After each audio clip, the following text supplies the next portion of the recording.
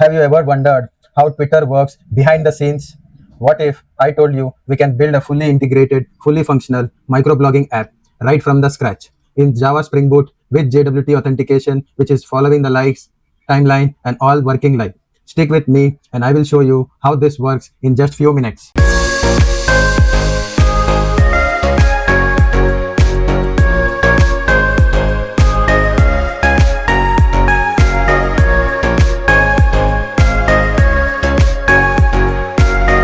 Let me walk you through the video and the applications over here. I am trying to create a user. So let me first create a user admin. And when you click on that particular register button, boom, the user is created. Now let me log in with that particular thing. If you see here, I was able to log in as an admin. And if you take a look at the network tab, I'm going to show you what exactly the elements or the network tab after the login.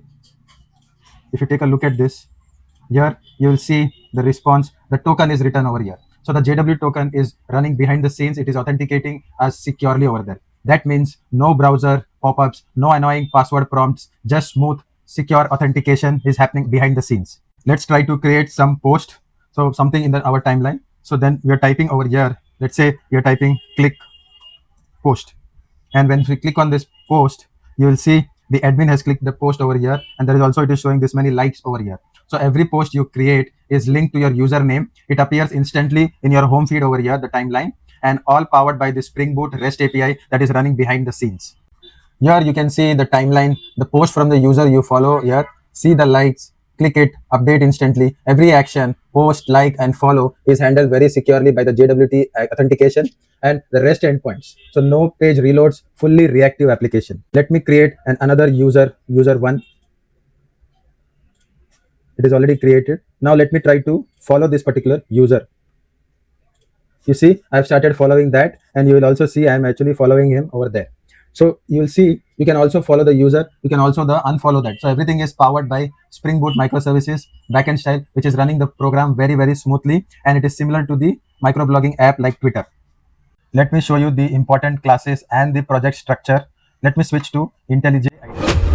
If you take a look at this particular project, I've created a social media application. If you see the project structure where I have a common package over here, I've created the config, the controller, the DTOs, entity, and the repository along with the security configurations, which is working via the service. So this is the main applications. Here you will see I have an index.html. This is the UI you are already seeing in the UI. The application.properties has all got the configuration. Everything is getting stored in the S2 database. So this is the code structure. I have created this project in the starter.io, and the dependencies, what I have made use of it. If you take a look at this, let me show you. I have made use of the Java version S21 over here, and the starter dependencies, what I've added is starter JPA, security, validation, and the web.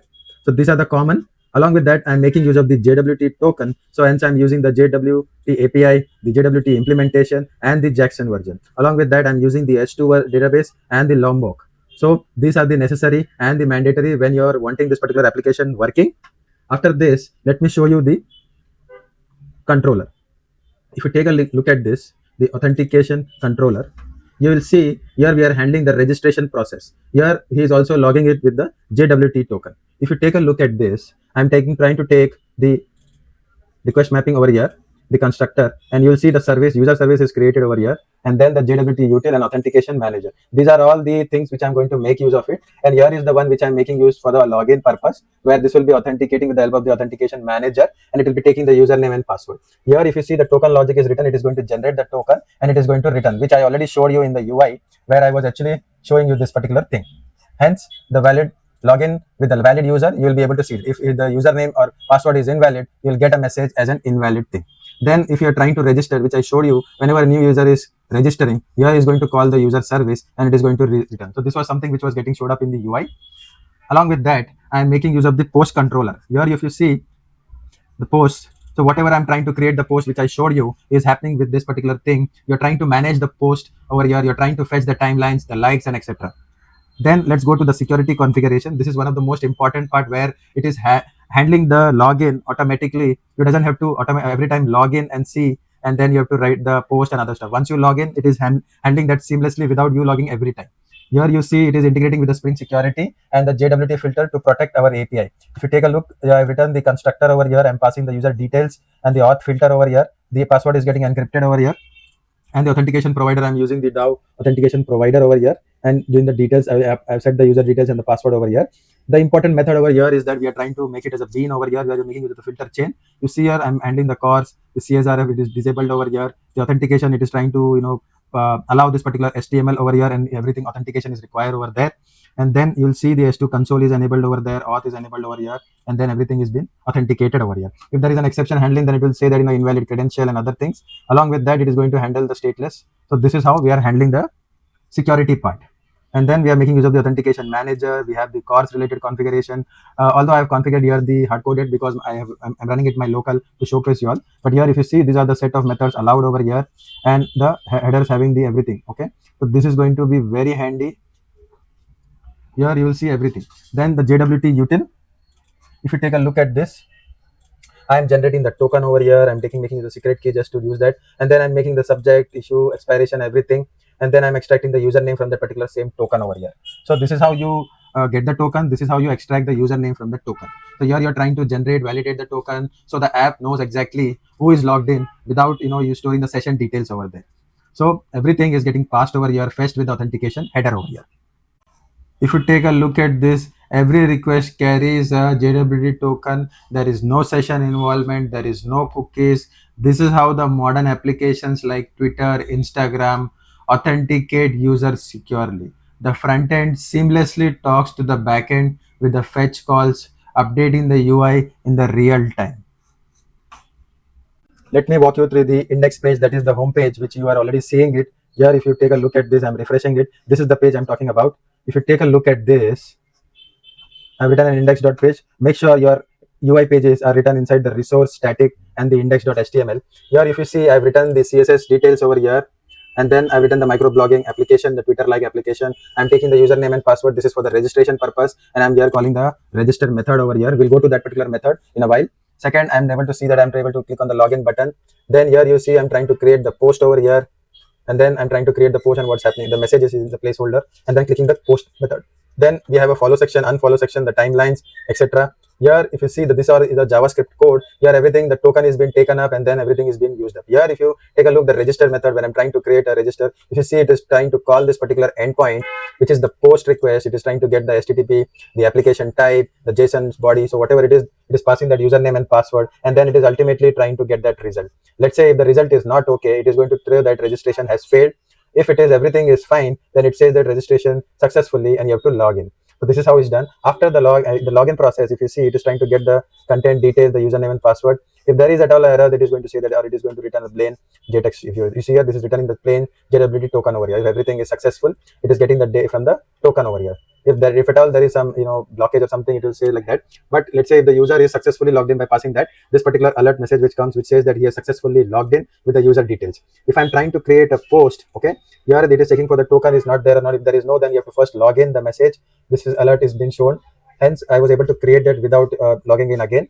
And you see, it is taking the post content. It is trying to call the post. It is taking the token and then everything, and then this posting over here. If you see, here it is returning the JSON over here again.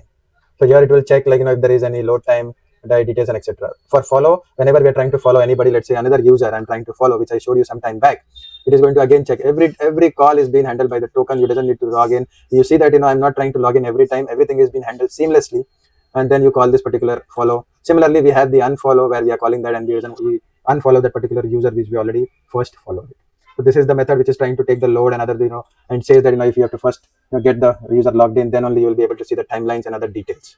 Then let's go to the application.properties. Here you see the database over here. I've created the S2 database. If you try to log in and see all these particular details, you will see that I'm trying to show you every other SQL queries which is running behind. I am also able to see the databases, tables, and the collections I've created whenever the application is getting started up. Here's the port number. If you take a look at the other, we have the user controller. I'm trying to see all those user details, unfollow, all this particular thing. Here I've made use of the DTO, the username and password, the post response, whatever you're trying to get, all this in the UI, you're able to see it. The entity itself, you see, this is the two entities. So this will be one table and this will be other table, okay? And then we'll be following and unfollowing those particular details. Then comes the repository. I'm trying to create it. I'm trying to find by the username. These are all the details. Security related details, the custom user details, which is an inbuilt class over here, which I'm trying to make use of the Spring Boot. Here you will see the list details, get password details, etc. Simple authority key, and then you will see the user details service, which I'm trying to load the user, or else if it is trying to get from the database. If it is not, then it says that user is not found.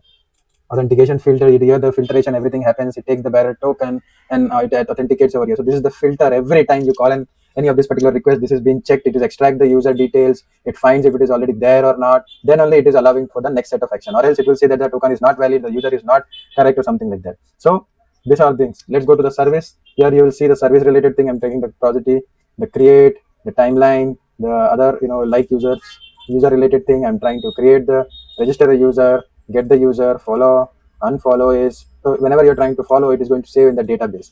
Let me tell you and go to the database over here. Let me refresh this. Here I'm trying to connect. Over here you'll see all this post, user details, information, everything is been coming from here, and we are totally saving those particular details in the database. I hope I was able to explain you how this particular micro blog application is being developed with the help of Java, Spring Boot, and the JWT token with the help of an UI. It was very simple. You can also create this with a further extension of creating some other more features. You can add some more like real-time updates, real-time all other pop-up messages, or any other features you can additionally add on top of this. If this video has given you some value, please give us a thumbs up. Also, don't forget to like, subscribe, and hit the bell icon. Until then, see you in the next video. Thank you for watching.